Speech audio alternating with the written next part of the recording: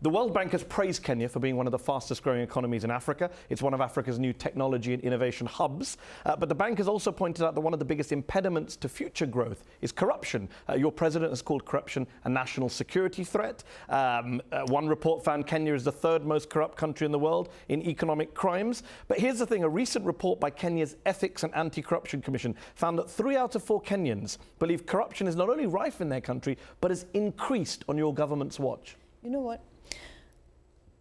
Don't hold us, don't punish us for doing the right thing.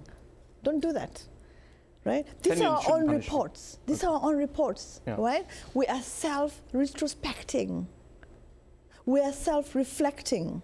And we are putting institutions in place, multi-agency institutions. We're putting all sorts of systems in place to fight that. So don't punish us for doing the right thing. Who's punishing you? So if you read that we have said this, right? Yeah? Well, you haven't said it. 3 out of 4 of your voters say that it's gone up on your watch. What's your response to that? Listen, it's a very simple question. If we are doing that, right? The reason that we have a multi-state agency, right, task force, right, dealing with corruption, is because we recognize that we have a problem. The president is talking about it, so it's not something that we're objecting to or rejecting. It's something that we have. So do you agree with 74% of Kenyans who say corruption has gone up on your government's watch? I'm not going to talk about the percentages. I'll tell you this. I'm not asking you to talk about the percentages. I'm asking whether you agree with the majority of Kenyans. There is no country today, as we speak, right, that can tell us that they're free of corruption. Now, there are not many countries that can say that they're doing what Kenya is doing. Right? Which is putting in place. You're the third most corrupt country in the world, so maybe you should be doing more, is the argument they would say. But you know what? Today I had a discussion on issues related to bad governance and things like that. And it's always, everything that happens is always two-way, right? If there's corruption in a country, one should always look to the others that are coming in as well, right? And who are offering, unreasonable commissions to get contracts. Fair enough. So we are doing what we need to do. Okay, you say you're doing what you need to do. Clean up our country, to address our challenges. Okay. Don't punish us for that. No one's punishing you. We do not want to be in a place where we are hiding figures and we're not talking about issues, because when we do... I'm simply raising an issue with the Kenyan public have raised. When we do, then everybody else keeps hammering on it.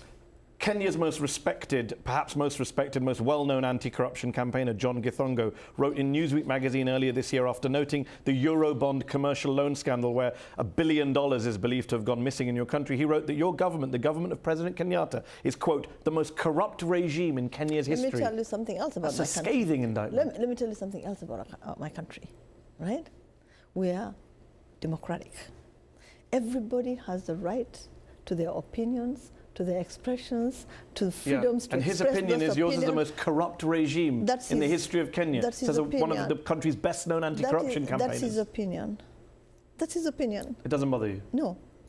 It doesn't bother me. Why doesn't it bother me? Because it's acknowledged by the government that we have a problem and we're addressing that problem. So it doesn't bother me what others say who want to make this problem much bigger in scale than it actually is. We need to address it. We need to find solutions, right? We need to do the right thing by our people, right?